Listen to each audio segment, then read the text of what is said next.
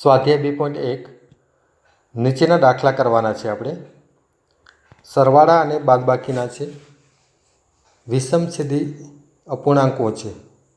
સૌપ્રથમ દાખલો છે 2 - 3 પંચમાંશ. હવે એકની અપૂર્ણ સંખ્યા અને બીજી અપૂર્ણાંક સંખ્યા છે, તો આપણે 2ને અપૂર્ણાંક સ્વરૂપે લખી શકીએ. 2 એકાંશ એટલે 2 નીચે 1 લખો એટલે જવાબ 2 જ આવે, ઓછા 3 પંચમાંશ. હવે જુઓ, 1/1 છે અને બીજી સંખ્યા છે છેદમાં 5 છે. તો 1 અને 5નો આપણે કાં તો લસા લઈ શકાય, કાં તો ચોકડી ગુણાકાર કરી શકાય. અહીં ચોકડી ગુણાકાર આપણે કરીએ છીએ 2 × 5. તો સૌપ્રથમ જો ચોકડી ગુણાકાર કઈ રીતે કરવાનો એ બરાબર સમજી લઈએ. 2 × 5 આપણે બાદબાકી કરવાની એટલે બાદબાકી નિશાની, અને બીજા કૌંસમાં 1 × 3. અહીંયા ચોકડી જેવી નિશાની થાય છે એટલે ચોકડી ગુણાકાર કહેવાય છે. 1 તેરી 3 અને નીચે છેદમાં 1 × 5 એટલે કે છેદનો ગુણાકાર. એમ 2 × 5 ઓછા 1 × 3 છેદમાં 1 × 5. 2 × 5 એટલે કેટલા થશે? 10 થશે.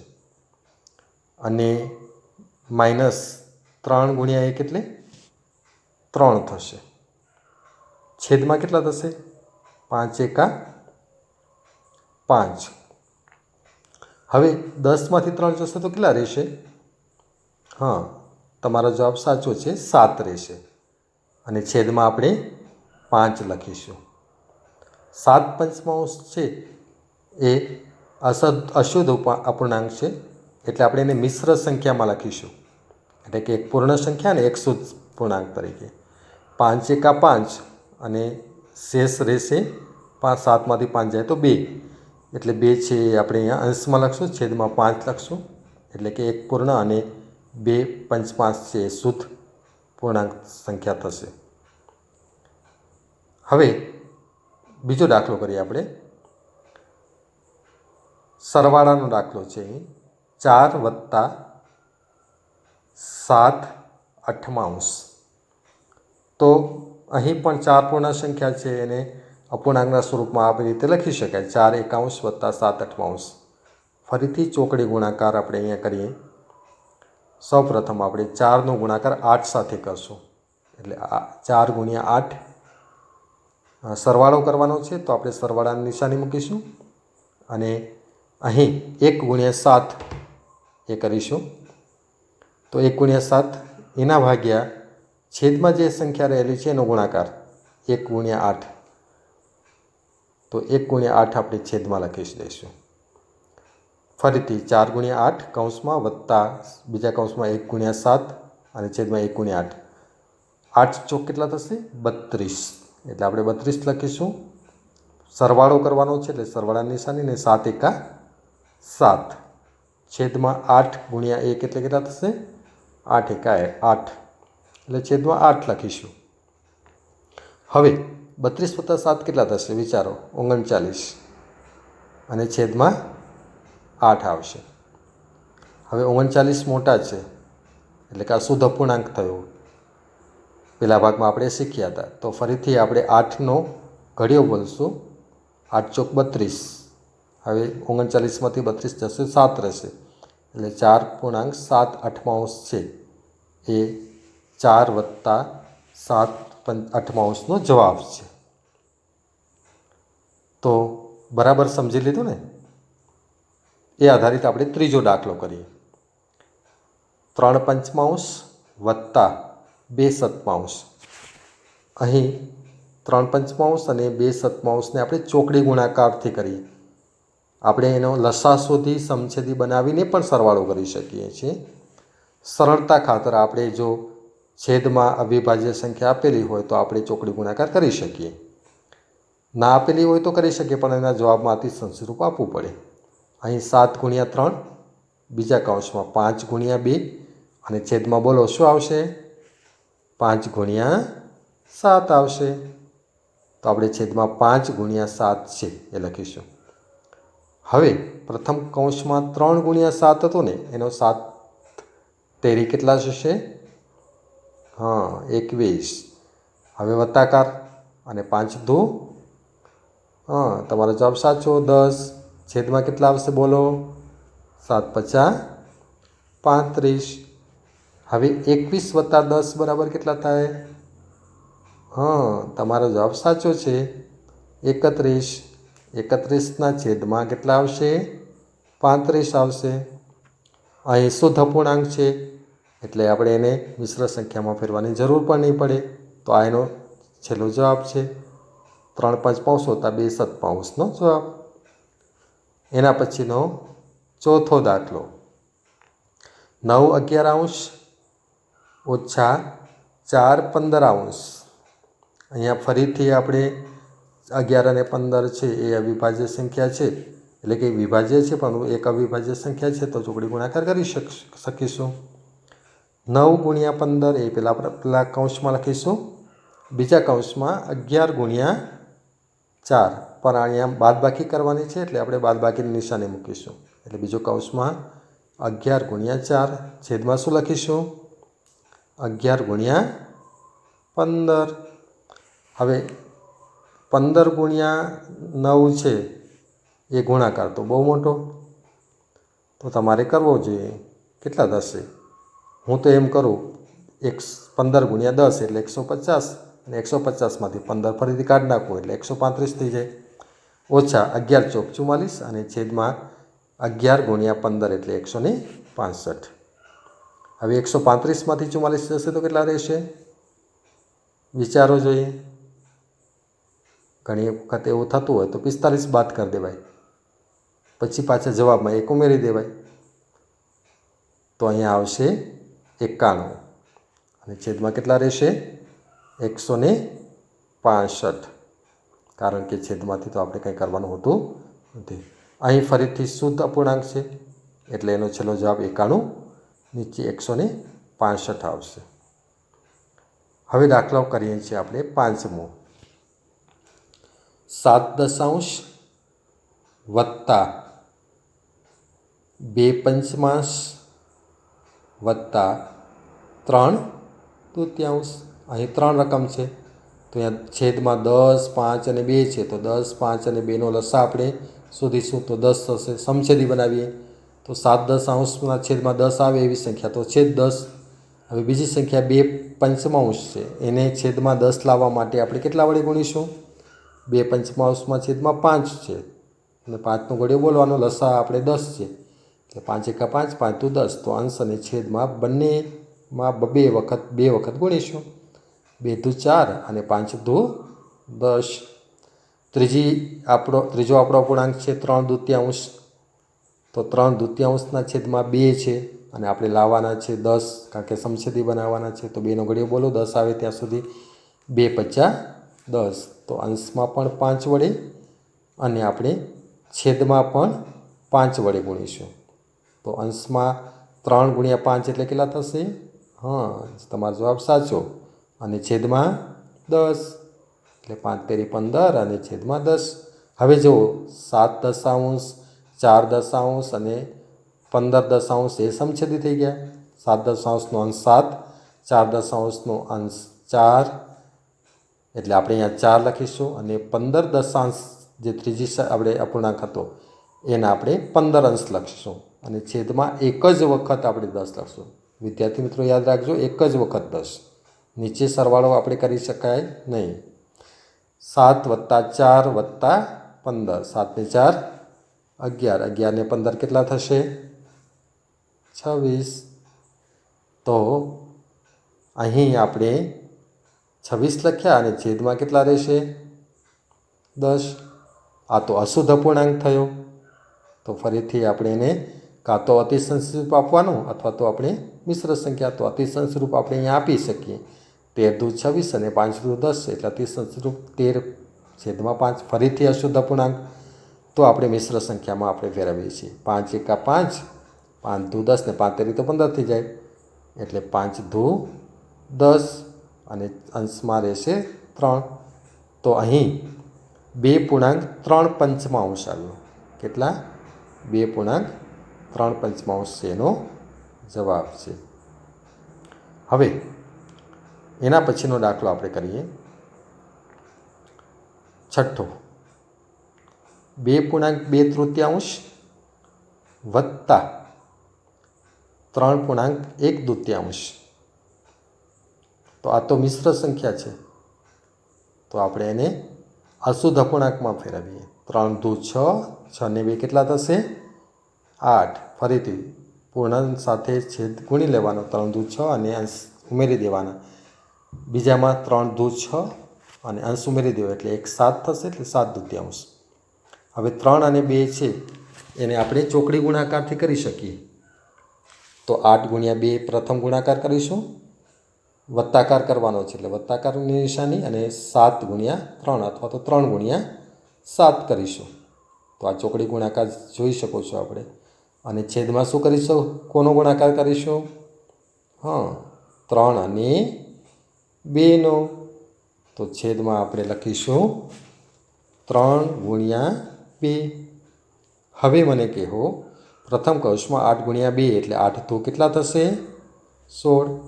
પછી વત્તાકારની નિશાની, અને 3 સત્તા 21, છેદમાં 3 દુ. તમારો જવાબ સાચો છે, એટલે છેદમાં લખીશું આપણે 6. હવે 16 વત્તા 21 કેટલા થશે? વિચારીને કહો, ગણતરી કરીને. તમારો જવાબ સાચો છે, 37, અને છેદમાં આપણે 6 લખીશું. હવે જુઓ, અહીં ફરીથી અશુદ્ધ અપૂર્ણાંક આવ્યો. અતિશય સ્વરૂપ પડતું જ નથી, એટલે ડાયરેક્ટ આપણે એને મિશ્ર સંખ્યામાં ફેરવી નાખીએ. તો મિશ્ર સંખ્યામાં ફેરવું હોય તો 37/6 કરવાના, એટલે 6 × 6 = 36, અને એક શેષ વધશે એટલે 6 છેદમાં તો રાખવાના જ. પૂર્ણ સંખ્યા તરીકે આગળ આપણે 6 લખીશું, એટલે કે 6 × 6 = 36 થઈ ગયા, અને 1 ઉમેરશું એટલે 37, 37 નીચે 6, એટલે 6.1/6 છે એનો જવાબ આવી ગયો. હવે છેલ્લો દાખલો કરીએ, 7મો દાખલો. 8.1/2 - 3.5/8. તો 8 દુ 16 ને 1 17, 17/2 ઓછા મિશ્ર સંખ્યાને ફરીથી બીજી સંખ્યાને આપણે અશુદ્ધ અપૂર્ણાંકમાં લખીએ. 8 તેરી 24, 24 ને 5. તમારો જવાબ સાચો છે, 29 નીચે 8. હવે અહીંયા ફરીથી આપણે ચોકડી ગુણાકાર કરીએ. કોનો કરીશું? 17 ગુણ્યા 8 પ્રથમ કૌંસમાં લખશું. અહીંયા બાદબાકી કરવાની છે એટલે બાદબાકીની નિશાની, અને બીજા કૌંસમાં શું લખીશું? 2 ગુણ્યા 29, અને છેદમાં શું લખીશું? કહો જોઈએ. 2 ગુણ્યા 8. તો 2 ગુણ્યા 8 આપણે કૌંસમાં છેદમાં લખીશું. હવે 17 કેટલા થશે? એ તો તમારે નોટબુકમાં કરવું જ પડશે, કારણ કે 17 તો આપણે સરળતાથી કરી શકીએ નહીં. છતાં મૌખિક ગણતરી આપણે કરવાની. 136. પછી ઓછાકાર. હવે 29 તો ના આવડે તો 30 તો કરી દેવાય, અને એમાંથી પાછા ફરીથી 2 કાઢી દેવાના. 30 તો 60, 60માંથી 2 કાઢે 58, અને છેદમાં કેટલા રહેશે? 8 દુ 16. હવે 136માંથી 58 બાદ કરવાના છે, તો 78 રહેશે, અને છેદમાં આપણે શું લખીશું? 16. હવે અહીંયા કયો પૂર્ણાંક છે? આ અપૂર્ણાંક અશુદ્ધ અપૂર્ણાંક છે, અને આપણે અતિશય સ્વરૂપ આપી શકીએ છીએ, એટલા માટે અંશ અને છેદને આપણે ઉડાડી લઈએ. તો 39 દુ 78, અને 8 દુ 16. હવે આ ફરીથી અશુદ્ધ અપૂર્ણાંક છે, પણ અતિશય સ્વરૂપ નથી પડતું, તો મિશ્ર સંખ્યામાં 8 ચોક 32, અને 39માંથી 32 કાઢો એટલે કેટલા રહેશે? 7. તો 4.7/8 છે એ આપણે 8.1/2 - 3.5/8નો જવાબ છે. તો આ રીતે આપણે સરવાળા અને બાદબાકીના દાખલા આપણે કરી શકીએ. ચલો બીજો દાખલો કરીએ. નીચેનાને ઉત્તરતા ક્રમમાં ગોઠવો. હવે ઉત્તરતા ક્રમમાં ગોઠવું હોય તો છેદમાં જો સમાન સંખ્યા આવેલી હોય તો તમે એને કહી શકો. તો માટે છેદની સમાન સંખ્યા લાવવી પડશે આપણે. અહીંયા છેદમાં 9, 3 અને 21 છે. તો 9, 3 અને 21ને સમાન લાવવા માટે શું કરવું પડે? લસા શોધવો પડે. લસા આપણે છઠ્ઠા ધોરણમાં શીખી ગયા છીએ. 9, 3 અને 21નો લસા થશે 63. લઘુત્તમ સામાન્ય અવયવી તો એ 9ના પાડામાં, 3ના પાડામાં અને 21ના પાડામાં સૌથી નાનો અવયવી કયો આવે તો કે 63 આવે. હવે બે નવમાંશને આપણે સમછેદી બનાવીએ. જોજો, એટલે કે 63 આવે એટલી વડે ગુણીએ તો છેદમાં 9 સત્તા 63, એટલે 7 વડે અંશમાં અને છેદમાં 7 ધૂ 14 અને છેદમાં 9 સત્તા 63. હવે આ એક સંખ્યા છે એને આપણે છેદમાં 63 લાવે. હવે બીજી સંખ્યાથી 2/3, તો 3નો પાડો બોલો 63 આવવા જોઈએ.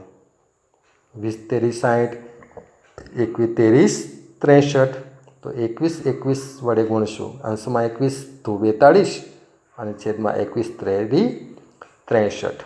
હવે ત્રીજી સંખ્યા કઈ હતી આપણા પાસે? 8 નીચે 21, 8 21 અંશ.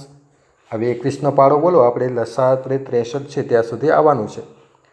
તો 21 એકા 21, 21 ધૂ 42 અને 21 3 63, એટલે 3 વડે, અંશમાં પણ 3 વડે, છેદમાં 3 વડે. 8 3 24 અને છેદમાં 63. હવે જે આ આપણે સંખ્યા મળી એ બધી સમછેદી થઈ. 14 63, 42 63 અને 24 63. સૌથી મોટી કઈ એમાંથી તો કે 42 63 અંશ, એ સૌથી પહેલે લખીએ. એના પછી બેમાંથી કઈ મોટી આવશે? સાચું, 24 નીચે 63. તો આપણે શું લખશું અહીંયા? 24 નીચે 63 લખશું. અને સૌથી છેલ્લી નાનકડી સંખ્યા એની કઈ છે? 14 નીચે 63. આ જવાબ નથી, આ તો આપણે સમછેદી બનાવેલી સંખ્યા છે. તો હવે એની જે મૂળ અપૂર્ણાંક હતો એને આપણે ઉતરતા ક્રમમાં ગોઠવીએ. તો લીલા કલરનો જે હતો એ અપૂર્ણાંક કયો હતો? 2/3. તો સૌથી મોટી સંખ્યા થઈ 2/3. એના પછી વાદળી કલરનો અપૂર્ણાંક કયો હતો? 8 નીચે 21. તો 8 નીચે 21 છે એનાથી થોડી નાની થઈ, તો આપણે લખીશું અહીં 8 21 અંશ. એના પછી કેસરી કલર જે છે એ અપૂર્ણાંક કયો હતો? કારણ કે એના અંશમાં 14 છે અને સૌથી નાનો અપૂર્ણાંક સંખ્યા છે એટલે કે 2/9. તો આ થઈ 2/3, 8 21 અને 2/9 છે. ઉતરતા ક્રમમાં ગોઠવણી કરી છે. એના પછી આપણે બીજો દાખલો કરીએ. અહીં પણ 1 પંચમાંશ, 3 સપ્તમાંશ અને 7 દશાંશ છે. સમાન છેદ ન હોય તો આપણે એને ચડતા કે ઉતરતા ક્રમમાં ગોઠવી શકતા નથી. ફરીથી 5 છેદમાં જુઓ, 5 છે, બીજીની સંખ્યામાં 7 છે અને ત્રીજાની સંખ્યામાં 10 છે. તો 5, 7 અને 10નો આપણે સૌપ્રથમ શું લેવું પડશે? લસા લેવો પડશે. તો 5, 7 અને 10નો લઘુત્તમ સામાન્ય અવયવી છે એ 70 થશે. તો દરેકના છેદમાં 70 લાવવા પડશે. 1 પંચમાંશ પેલો લઈએ છીએ અપૂર્ણાંક, કેટલા વડે ગુણશું તો 70 આવશે? 5નો આપણે ઘડીઓ બોલવાનો છે. 10 50 50, 11 50 55, એમ આગળ બોલતા જાઓ. 12 50 60, એમ કરતાં કરતાં 14 50 70 થશે. તો અંશમાં પણ 14 વડે, છેદમાં પણ 14 વડે, એટલે 14 એકા 14 અને 14 50 70. હવે બીજી સંખ્યા લઈએ. બીજો અપૂર્ણાંક કયો હતો? 3 સપ્તમાંશ. 7નો ઘડીઓ બોલવાનો છે અને છેદમાં 70 આવે ત્યાં સુધી. તો 10 સત્તા 70 થશે. તો અંશમાં પણ 10 વડે, છેદમાં પણ 10 વડે ગુણીશું. તો 10 તેરી 30 અંશમાં અને 10 સત્તા 70, તો 70 છેદમાં થશે. તો 30 70 અંશ છે એ થયું. ત્રીજો અપૂર્ણાંક આપણા પાસે હતો 7 દશાંશ. તો 7 દશાંશ છે એના છેદમાં 10 છે. તો 10નો ઘડીઓ બોલો 70 સુધી, એ તો સરળ છે. 10 સત્તા 70, તો અંશમાં પણ 7 વડે, છેદમાં પણ 7 વડે. તો 7 ગુણ્યા 7 સત્તુ સત્તુ 49 અને 10 સત્તા 70. હવે આપણા પાસે 3 અપૂર્ણાંક આવ્યા અને સમછેદી આવ્યા. 14 70 અંશ, 30 70 અંશ અને 49 નીચે 70. આ ત્રણેયમાં મોટા કયા છે? 49 નીચે 70. તો સૌપ્રથમ આપણે એ લખી લઈએ. એના પછી 14 70 અંશ મોટા કે 30 70 અંશ? તો 30 70 અંશ લખીશું. અને સૌથી છેલ્લે આપણે 14 70 અંશ. હવે આ ચડતા ક્રમમાં નથી, એટલે કે આપણે તો એના સમછેદીને લખ્યા છે. સમછેદી સિવાય પણ આપણે ડાયરેક્ટ જવાબ લખી શકીએ છીએ. તો 49 70 છે એ કઈ સંખ્યા હતી, કયો અપૂર્ણાંક હતો? તો કે 7 દશાંશ. તો 7 દશાંશ સૌથી પ્રથમ લખશું. પોપટી કલર જે છે 30 70 એ અપૂર્ણાંક કયો હતો? 3/7. તો બીજા નંબર ઉતરતા ક્રમમાં 3/7 લખશું. અને સૌથી છેલ્લે બીજી એક સંખ્યા કઈ હતી? 14 70. એ સંખ્યા કઈ છે અપૂર્ણાંક? 1/5. તો આપણે 1/5 લખીશું. તો આ 7 દશાંશ 3/7 અને 1/5 છે એ ઉતરતા ક્રમમાં આપણે લખી શક્યા. તો આવી અપૂર્ણાંકની જે સંખ્યા છે, જ્યાં સુધી એનો છેદ સમાન ન હોય ત્યાં સુધી આપણે નાની કે મોટી સંખ્યા કહી શકતા નથી. આગળના દાખલા છે આપણે વિભાગ 2માં જોઈશું.